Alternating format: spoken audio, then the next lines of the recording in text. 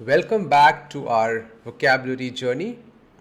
Today we are diving into three captivating words that will expand your language toolkit. Are you ready? Let's explore. Our first word is enigma, spelled E N I G M A, enigma.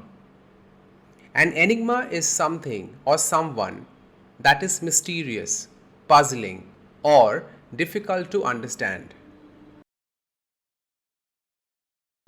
Life is full of enigmas waiting to be unraveled.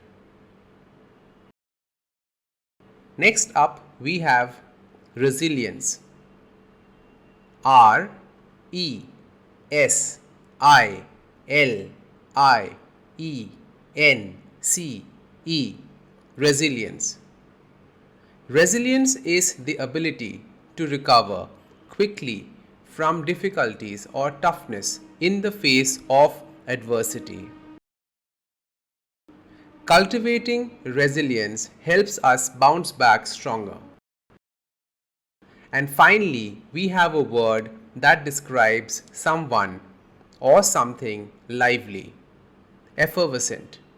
Spelling E F F E R V E S C E N T.